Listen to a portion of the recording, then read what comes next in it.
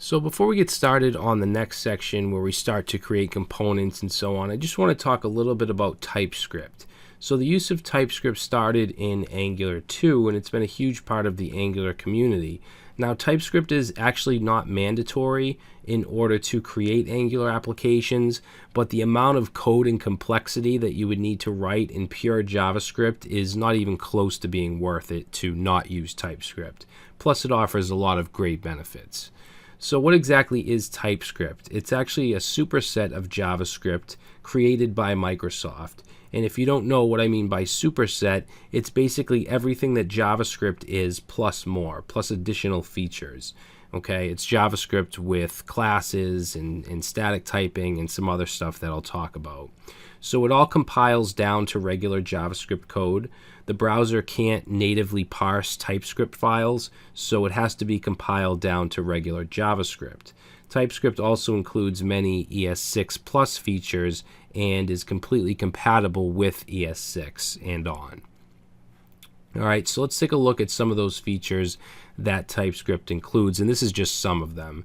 So first we have static typing, hence the name TypeScript. I'll go over static typing in a second. We also have class-based objects.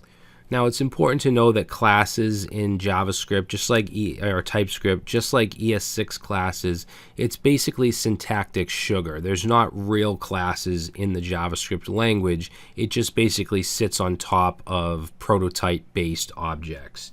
Okay, but it gives us that syntax feel of a real object-oriented language like Java or C# or something like that.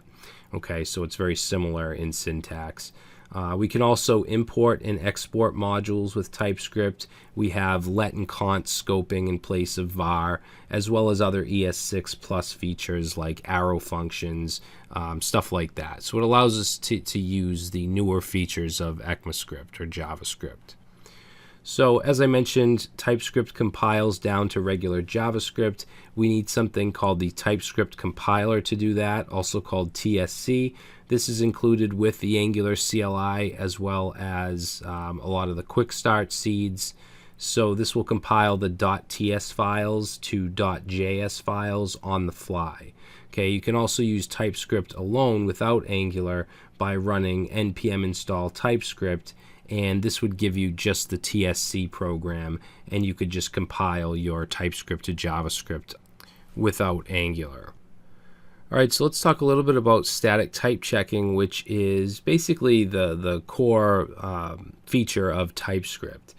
So with regular JavaScript or vanilla JavaScript, whatever you want to call it, it's dynamically typed, meaning that we don't have to define our variable types. We don't have to define our function return values as strings or numbers or anything else.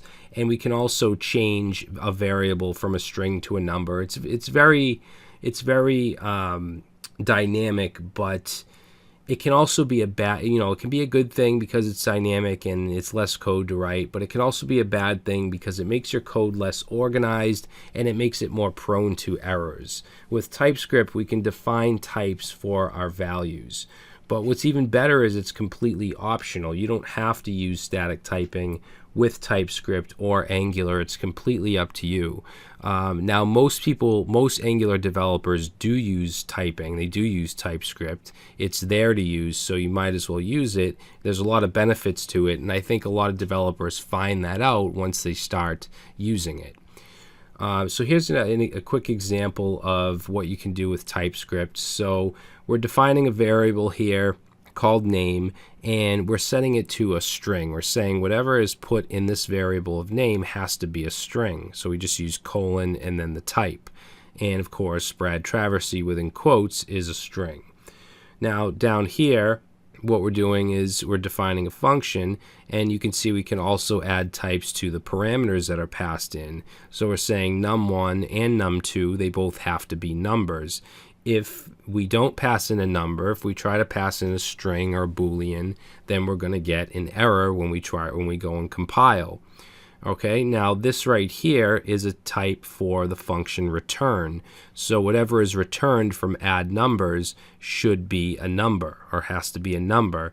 And obviously, if we go ahead and we return num1 and plus num2, which are both numbers, we're going to get a number back. So this would be completely valid. So this kind of makes our code more robust and less prone to errors. Now, the available types in TypeScript are strings, numbers, booleans, which are true or false values, arrays, and arrays could be arrays of strings or numbers or booleans or mixed. Any, which is just that, any type at all. Void, which is nothing at all. So for instance, if we say a function should return void, that means it shouldn't return anything at all. We also have null. We have tuples, which are kind of an ordered list or an ordered array. And I'm going to give you some examples of all of these later on. All right, so as I mentioned earlier, we can use classes with TypeScript. This is not Angular code. This is just an example of a TypeScript class. But an Angular component uses a class which is very similar. Same thing with services and other concepts in Angular. But here we just have a class called greeter. We have a property. Okay, so classes can have properties which are basically like attributes. And you can see this greeting property as a type of string. We have a constructor. This is a method. A method is basically a function within a class. So we have two methods here, constructor and greet. Now, constructor is a special type of method which runs when the object is instantiated, or in Angular's case, when the component is initialized or when the service is injected, things like that. So constructor takes in a message, which is a string, and then we're just setting the message that's passed in to this property here, and we're doing that using the this keyword. Okay, and this is pretty much identical to an ES6 class if you've ever used those. And then the greet function or method just returns hello and then whatever the greeting. And then down here is where we actually initialize or instantiate the object using the greeter class, and we're passing in world, the string world, which gets passed into the constructor. Okay, because the constructor runs as soon as this is instantiated.